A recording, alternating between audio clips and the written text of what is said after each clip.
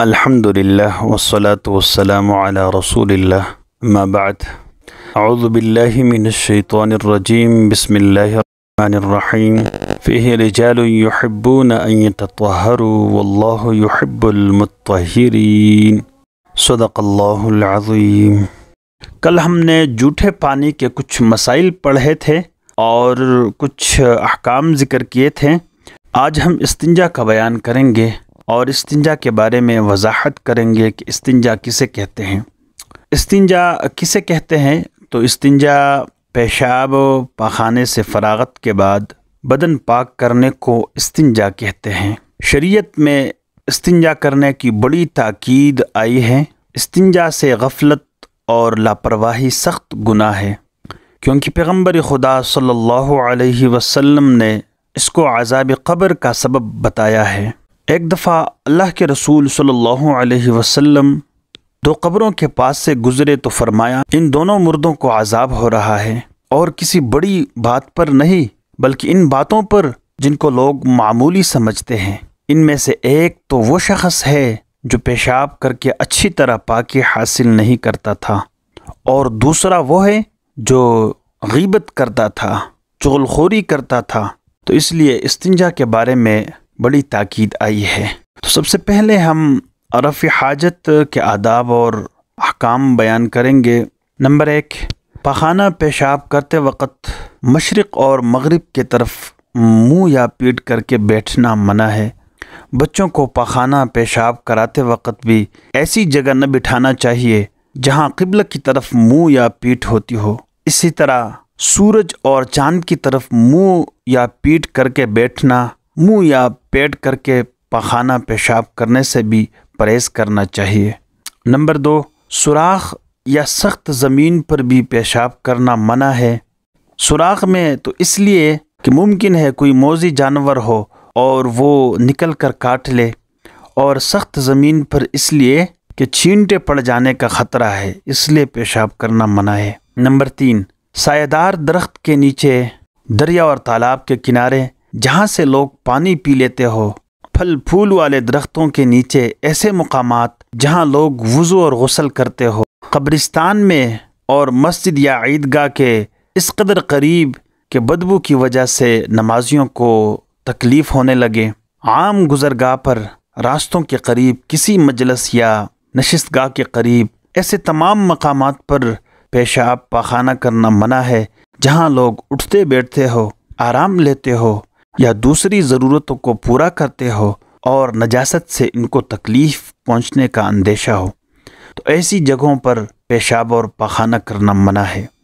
Number 4، کھڑے ہو کر پاخانہ پیشاب کرنا بھی منع ہے، البتہ کسی واقعی معذوری اور مجبوری میں کبھی کر لیا جائے تو کوئی مضائقہ نہیں۔ نمبر 5، اگر انگوٹھی وغیرہ پر خدا کا نام یا کلمہ یا آیات یا حدیث لکھی ہو تو پاخانہ پیشاب کو جاتے وقت اس کو اتار لینا چاہیے تاکہ بے ادبی نہ ہو، کیونکہ حضرت انس رضی اللہ عنہ کا بیان ہے، پیغمبر خدا صلی اللہ علیہ وسلم کے ہاتھ میں ایک انگوٹھی رہا کرتی تھی جس پر محمد الرسول اللہ صلی اللہ علیہ وسلم لکھا تھا۔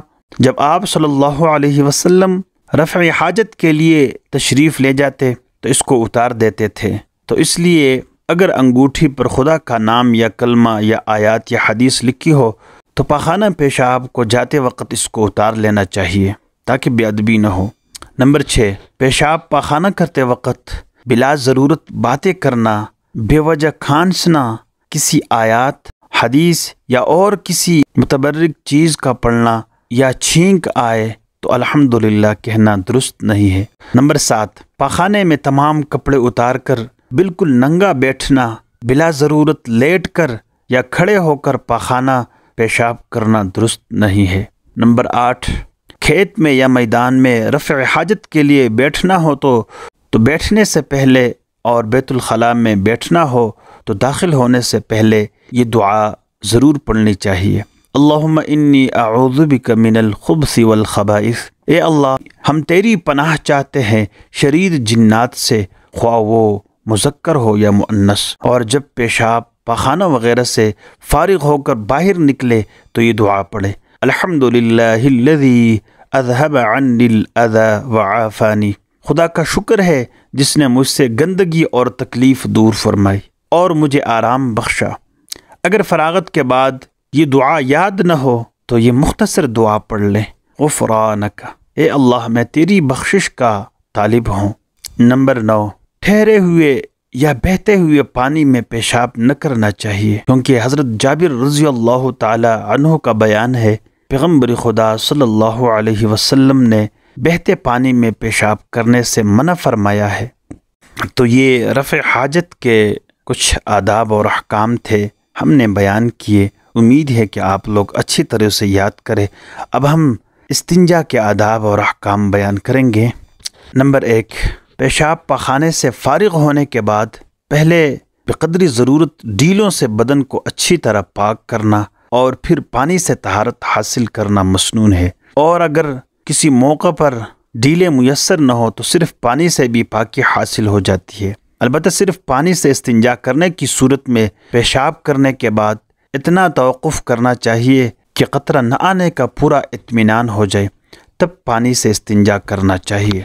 نمبر 2، ڈیلے سے استنجا کرتے وقت تہذیب، شائستگی، دینی وقار اور شرم حیا کا ضرور پاس و لحاظ کرنا چاہیے، کیونکہ عام راستوں میں جہاں عورتیں، بچے، مرد گزرتے ہو اور بے تکلف پاجامہ یا شلوار میں ہاتھ ڈالے ڈالے ٹھیلنا، بے تکلف گفتگو میں سرگرم رہنا، ٹانگ سے ٹانگ دبانے کی عجیب عجیب حرکتیں کرنا، تو یہ بڑی بے شرمی اور بے تہذیبی کی بات ہے، اور اس سے اسلامی تہذیب کے بارے میں بڑا غلط تاثر پیدا ہوتا ہے۔ یہ کام یا تو بیت الخلاء کے اندر کرنا چاہیے یا پھر لوگوں کے نگاہ سے بچ کر کرنا چاہیے۔ نمبر 3، پانی، مٹی کے ڈھیلے، پتھر، کنکر، معمولی پرانا کپڑا، جاذب اور اس قسم کے ان ساری چیزوں سے استنجا کیا جا سکتا ہے جو پاک ہو اور جن سے نجاست دور ہو سکے۔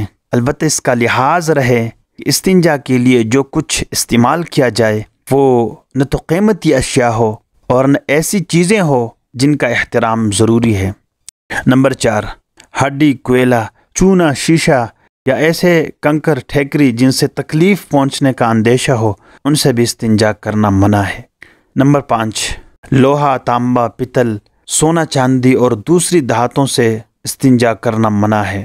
نمبر 5، وہ چیزیں جن کو جانور کھاتے ہو، مثلا گھاس، بھوسا، پتے اور قیمتی اشیاء جیسے کپڑا، عرق وغیرہ، آدمی کے اجزاء جیسے بال، گوشت وغیرہ، مسجد کی چٹائی کا ٹکڑا، کوڑا، جھاڑن وغیرہ، لکھا ہوا کاغذ یا سادہ کاغذ جس پر لکھا جاتا ہو، زمزم کا پانی، پھلوں کے چھلکے، ان تمام چیزوں سے استنجا کرنا منع ہے جن سے انسان یا جانور فائدہ اٹھاتے ہو یا جن کا احترام کرنا ضروری ہو۔